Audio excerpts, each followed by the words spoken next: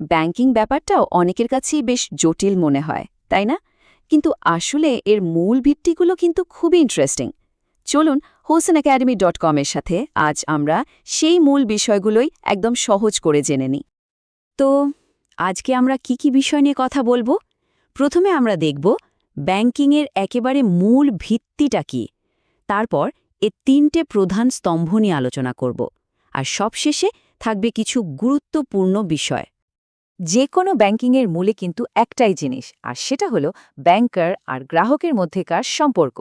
চলুন সবকিছুর আগে এই সম্পর্কটাকে একটু ভালো করে বোঝা যাক। এবার আসা যাক আমাদের প্রথম বড় টপিকে, জেনারেল ব্যাংকিং। আমাদের প্রায় সবারই কিন্তু আর্থিক জগতে হাতেখড়ি হয় এই জেনারেল ব্যাংকিংয়ের মাধ্যমেই। আচ্ছা, ব্যাংকের গ্রাহক আসলে কে? আমরা অনেকেই ভাবি যার অ্যাকাউন্ট আছে তিনিই গ্রাহক, কিন্তু ব্যাপারটা তার থেকেও বড়। ধরুন আপনার কোনো অ্যাকাউন্ট নেই, কিন্তু আপনি ব্যাংক থেকে একটা সেবা নিলেন, তাহলে কিন্তু আপনিও একজন গ্রাহক। একটা ব্যাংক অ্যাকাউন্ট খোলা মানে কিন্তু শুধু একটা ফর্ম ফিল আপ করা না, এটা আসলে একটা পুরো দস্তুর আইনগত চুক্তি। আর এই চুক্তিটা সম্পূর্ণ হয় 4টা ধাপে।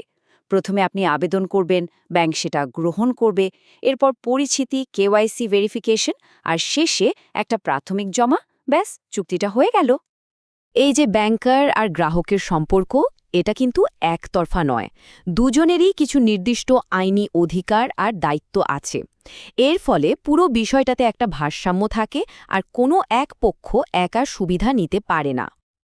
দেখুন, চেকের টাকা দিয়ে দেওয়াটা ব্যাংকের একটা প্রধান কাজ। কিন্তু এমন কিছু পরিস্থিতি আছে যেখানে ব্যাংক চেকটা প্রত্যাখ্যান করতে বাধ্য। যেমন অ্যাকাউন্টে যথেষ্ট টাকা না থাকলে, বা ধরুন আদালত থেকে অ্যাকাউন্টটা ফ্রিজ করার কোনো অর্ডার এলে, তখন ব্যাংক চাইলেও টাকা দিতে পারবে না। জেনারেল ব্যাংকিংয়ে বেসিকটা তো বোঝা গেল। এবার চলুন আমাদের দ্বিতীয় স্তম্ভ, ক্রেডিট ম্যানেজমেন্ট নিয়ে কথা বলি। সত্যি বলতে এটাই কিন্তু আমাদের অর্থনীতির ইঞ্জিন। একটা ব্যাংকে প্রতি ৩,০০০ মানুষ ঋণের জন্য আবেদন করে। কিন্তু ব্যাংক ঠিক কিসের ভিত্তিতে সিদ্ধান্ত নেয় যে কাকে ঋণ দেওয়া হবে আর কাকে হবে না? প্রশ্নটা কিন্তু খুবই গুরুত্বপূর্ণ। তো ব্যাংক এই ঝুঁকিটা কিভাবে মাপে?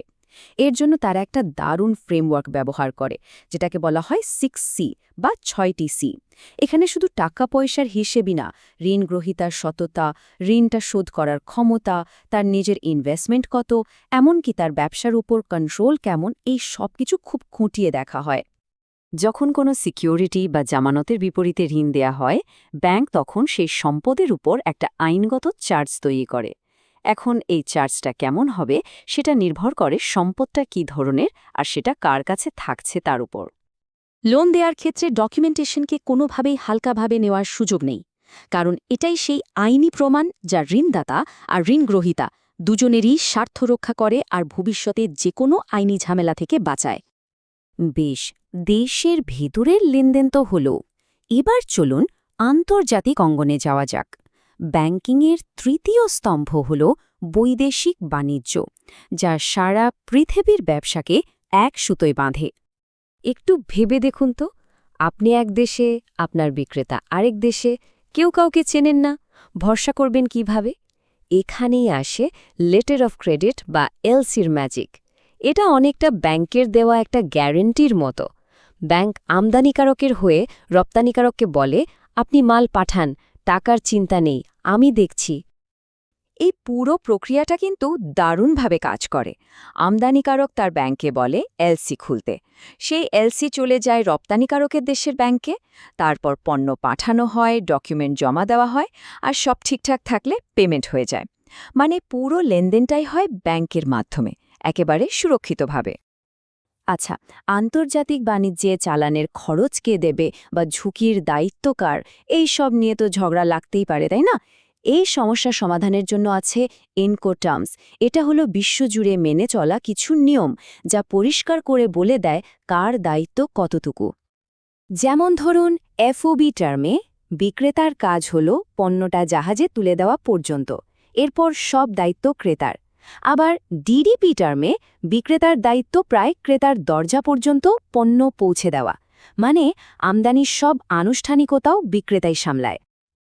আমরা একটা সাধারণ ব্যাংক অ্যাকাউন্ট খোলা থেকে শুরু করে আন্তর্জাতিক বাণিজ্য পর্যন্ত ঘুরে এলাম। এবার চলুন এক নজরে দেখে নিই এই সব কিছু কিভাবে একটা আরেকটার সাথে জুড়ে আছে। তাহলে মূল ব্যাপারটা কি দাঁড়ালো? জেনারেল ব্যাংকিং সম্পর্ক তৈরি করে, ক্রেডিট সেই সম্পর্ককে কাজে লাগিয়ে ব্যবসার প্রসার ঘটায়, আর বৈদেশিক বাণিজ্য সেই ব্যবসাকে বিশ্বজুড়ে ছড়িয়ে দেয়। এই তিনটি আসলে আলাদা কিছু নয়, বরং একটা সমন্বিত সিস্টেম যা আমাদের অর্থনীতিকে সচল রাখে। এই কথাটা আজকের আলোচনার পুরো সারমর্মটাই বলে দেয়। একটা ছোট্ট অ্যাকাউন্ট হোক বা বিশাল আন্তর্জাতিক লেনদেন, সব কিছুর পেছনেই কিন্তু অর্থনৈতিক অগ্রগতির জন্য এই ব্যাংকিং কাঠামোটা কাজ করে যাচ্ছে। তাহলে শেষে একটা প্রশ্ন থেকেই যায়, তাই না? এই যে এত জটিল কিন্তু গোছানো একটা ব্যাংকিং সিস্টেম, এটা ছাড়া আমাদের আজকের এই আধুনিক অর্থনীতি কি আদৌ চলত? একবার ভেবে দেখুন তো।